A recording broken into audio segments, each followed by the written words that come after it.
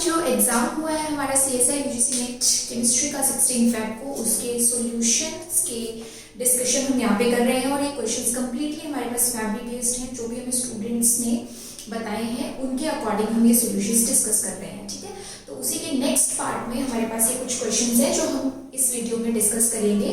देखो, एक क्वेश्चन हमारे पास कुछ ऐसा था कि हमें एक एरोमेटिक सिस्टम दिया गया था और साथ में एरो के ऊपर कंडीशन थी कंसंट्रेटेड H2SO4 विद HNO3, और सबको पता है कि ये कंडीशन हमें दी गई है for the process of nitration, और नाइट्रेशन में आपके पास NO2 पॉजिटिव इलेक्ट्रोफाइल बन के आएगा। उस इलेक्ट्रोफाइल की एडिशन होनी है इस रिंग पे, बट हमें चेक ये करना है कि ऑर्थो पे होगी, मेटा पे होगी या पैरा पे होगी। और आपने ये चीज पढ़ी हुई है कि halogens are ortho para directing, halogens are ortho para directing. तो ऑर्थो पैरा डायरेक्टिंग होने का मतलब क्या है कि अगर इस क्लोरीन के रिस्पेक्ट में देखो तो ये इसकी पैरा पोजीशन हुई, और इस क्लोरीन के रिस्पेक्ट में देखो तो ये इसकी ऑर्थो पोजीशन हुई। और अगर जनरली देखा जाए तो पैरा के लिए प्रेफरेंस ज्यादा रहती है देन ऑर्थो। कुछ जगह पे इक्वल भी रहता है बट पैरा को ज्यादा प्रेफरेंस दी जाती है। तो उस हिसाब से अगर देखा जाए तो ये कंडीशन सबसे बेस्ट है, बिकॉज इस क्लोरीन के ये हो जाएगा पैरा पे और इस क्लोरीन के हो जाएगा ऑर्थो पे। तो दोनों के according ortho para directing nature जो है वो जस्टिफाई हो रहा है। सो इस क्वेश्चन का जो आपके पास करेक्ट आंसर बनता है उसमें ये NO2 पार्ट इस पोजीशन पे आना चाहिए आफ्टर नाइट्रेशन, ठीक है। अगला क्वेश्चन देखते हैं। अगले क्वेश्चन में हमारे पास पूछा गया था बॉन्ड डिसोसिएशन एनर्जी। तो बॉन्ड डिसोसिएशन एनर्जी में ये हमारे पास 4 कंपाउंड्स थे, जिसमें क्लियरली दिख रहा है कि CH बॉन्ड की, अगर CH बॉन्ड की डिसोसिएशन एनर्जी पूछी है तो आप सिंपली ये देखो कि वो किस टाइप के कार्बन के साथ अटैच्ड है। यहाँ पे sp हाइब्रिडाइज था, यहाँ पे sp2 हाइब्रिडाइज था, यहाँ पे sp3 हाइब्रिडाइज था, और यहाँ पे भी कार्बन sp3 हाइब्रिडाइज्ड था। इट मींस यहाँ पे एक फैक्टर तो आपका S कैरेक्टर वाला, इलेक्ट्रोनेगेटिविटी वाला ही आ रहा है कि जिसके पास परसेंटेज S कैरेक्टर ज्यादा होता है उसका बॉन्ड स्ट्रॉन्ग होता है, और बॉन्ड स्ट्रॉन्ग होने की वजह से उसकी बॉन्ड डिसोसिएशन एनर्जी जो है वो हमारे पास ज्यादा होती है, बॉन्ड डिसोसिएशन एनर्जी ज्यादा होती है। यानी इन तीनों में sp, sp2 और sp3 में S कैरेक्टर सबसे ज्यादा होगा sp के पास, इसलिए उसकी CH की बॉन्ड डिसोसिएशन एनर्जी सबसे ज्यादा होगी। उसके बाद आता है हमारे पास sp2 और देन sp3, बट sp3 में क्या था, हमारे पास 2 रिंग्स थी, 2 डिफरेंट रिंग्स थी। तो वहां पे हम कैसे कंपेयर करेंगे कि देखो ये CH जो है वो 3 मेंबर्ड रिंग के साथ है, ये CH जो है ये 5 मेंबर्ड रिंग के साथ है। तो उसमें आपको मालूम होगा कि 3 मेंबर्ड, 4 मेंबर्ड और 5 मेंबर्ड में जब हम आउटर एंगल की बात करते हैं तो 3 मेंबर्ड में सबसे ज्यादा होता है, और जिस रिंग में आउटर एंगल ज्यादा होता है उसका परसेंटेज S कैरेक्टर भी ज्यादा होता है। इट मींस यहाँ पे डिफरेंस क्रिएट हुआ है रिंग के साइज से। यहाँ पे आपके पास रिंग जो थी वो 3 मेंबर्ड है, यहाँ पे रिंग जो है वो 5 मेंबर्ड है। 3 मेंबर्ड रिंग के बाहर S कैरेक्टर ज्यादा होता है, इसलिए उसका बॉन्ड स्ट्रॉन्ग होगा CH वाला, और अगर ये बॉन्ड स्ट्रॉन्ग होगा तो उसकी bond dissociation energy 5 membered ring के कंपैरिजन में ज्यादा होगी। दैट्स व्हाई ऑर्डर इसी वे में आना था जैसा दिया गया था, पहले sp फिर sp2 और sp3 में पहले 3 मेंबर्ड फिर 5 मेंबर्ड। 3 क्यों? क्योंकि उसका S कैरेक्टर ज्यादा होता है। देन नेक्स्ट क्वेश्चन आपके पास था कि एक कंपाउंड दिया गया था और बोला गया था कि इसकी स्टेबल कन्फर्मेशन हमें बतानी है। तो इसकी स्टेबल कन्फर्मेशन हमारे पास आएगी उस कंसेप्ट के अकॉर्डिंग जहां पे हमने पढ़ा था effect of hetero atoms in conformation. Cyclohexane में जब हेटेरो एटम्स आ जाते हैं तो कन्फर्मेशन हमारे अलग तरीके से कुछ और कंसेप्ट्स के साथ भी चलती है। तो यहाँ पे जो कंसेप्ट एप्लीकेबल था वो था एनोमेरिक इफेक्ट। इसकी स्टेबल फॉर्म आपकी कुछ इस तरीके से बनेगी।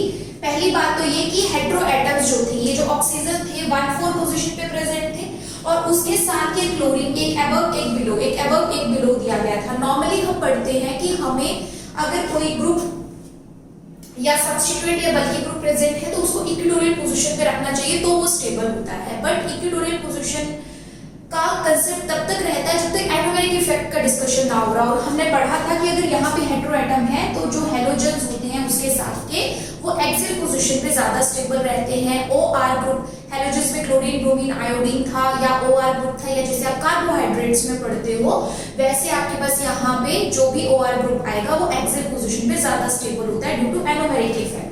और उसका रीजन क्या था?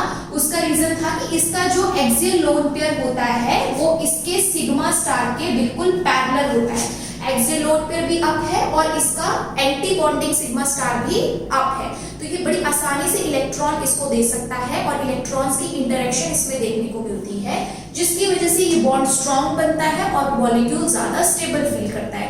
कि सिग्मा बॉन्ड के बाद एक और एक्स्ट्रा इंटरेक्शन होती हुई उसे नजर आ रही है, इसलिए यहाँ पे वो एक्सियल पोजीशन पे रहना ही प्रेफर करेगा ड्यू टू दिस स्टीरियोइलेक्ट्रॉनिक इफेक्ट। और ये चीज सब जगह जाएगी कि अगर ये क्लोरीन डाउन है तो आगे क्लोरीन अप, उसके बाद आगे फिर क्लोरीन अप और फिर आगे क्लोरीन आपके पास यहाँ डाउन पोजीशन पे, यानी इसमें सारे के सारे क्लोरीन एक्सियल पोजीशन पे ही रहेंगे और उस एक्सियल पे रहने का रीजन था एनोमेरिक इफेक्ट, जिससे उनको सबसे ज्यादा स्टेबिलिटी फील हो रही थी। तो ये इसकी मोस्ट स्टेबल कंफर्मेशन बनेगी and the reason is anomeric effect.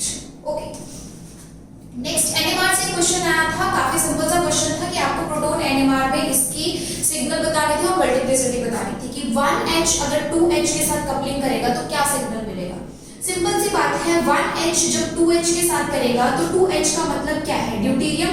तो ड्यूटेरियम की आई वैल्यू क्या होती है 1, प्रोटॉन की होती है हाफ, ड्यूटेरियम की क्या होती है 1। तो जब हम ये फॉर्मूला पुट करेंगे 2Ni+1 तो 2 × N, N मींस नेबरिंग, तो प्रोटॉन को अपने नेबर में मैग्नेटिक न्यूक्लियाई कौन मिल रहा है 2H, कितना है सिर्फ एक, तो नेबरिंग एटम कितना है 1, या आपके पास मैग्नेटिक न्यूक्लियाई कितना है 1, देन उसकी आई वैल्यू कितनी है 1, देन +1, तो ये आपके पास क्या आ गया 3, यानी आपको यहाँ मिलेगा प्रोटॉन एनएमआर में ट्रिपलेट। बट उस ट्रिपलेट की इंटेंसिटी डिपेंड करेगी कि किस मैग्नेटिक न्यूक्लियाई के साथ उसकी स्प्लिटिंग हुई है, किस मैग्नेटिक न्यूक्लियाई के साथ, तो उसके साथ हुई जिसकी आई वैल्यू हाफ से ज्यादा है। तो यहाँ पास्कल ट्रायंगल वाली इंटेंसिटी एप्लीकेबल नहीं थी, यहाँ पे आपके पास आएगी 1:1:1 वाली नॉन पास्कल ट्रायंगल वाली इंटेंसिटी रेशियो।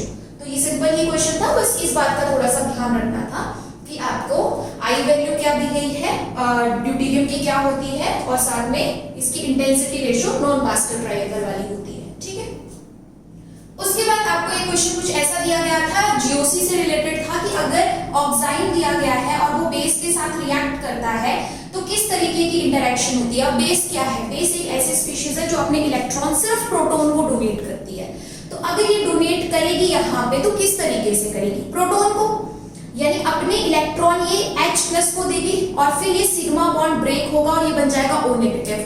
तो एक्चुअली इस रिएक्शन में हुआ क्या, बेस प्रोटॉन लेके आया, लेकिन प्रोटॉन लेके आने के लिए उसको इलेक्ट्रॉन कहाँ देने पड़े, उसको इलेक्ट्रॉन देने पड़े सिग्मा स्टार में, सिग्मा स्टार ऑफ OH, क्योंकि हम ये कंसेप्ट पढ़ते हैं कि जब किसी के एंटी बॉन्डिंग में इलेक्ट्रॉन्स ऐड किए जाते हैं तो उसका बॉन्डिंग वीक हो जाता है और फिर वो ब्रेक करता है। सिमिलरली यहाँ पे बेस ने इलेक्ट्रॉन्स दिए सिग्मा स्टार ऑफ OH को, ऑक्सीजन और H के बीच जो सिग्मा बॉन्ड था उसी के एंटी बॉन्डिंग में इलेक्ट्रॉन दिए, तभी तो ये वाला बॉन्ड वीक हुआ और यहाँ पे ब्रेक हो गया। तो इंटरेक्शन कुछ इस तरीके की थी इस क्वेश्चन में। आई होप आपको ये सॉल्यूशन से हिंट मिल चुका होगा कि क्या करेक्ट आंसर्स होने चाहिए। बाकी अगर किसी भी क्वेश्चन में कहीं पे कुछ और डिफरेंट तरीके से पूछा गया था या कोई और ऑप्शन या कोई भी चीज जो आपको लगती है कि यहाँ पे डिस्कस नहीं हुई इन क्वेश्चन से रिलेटेड, तो वो आप हमें कमेंट सेक्शन में जरूर बताएं।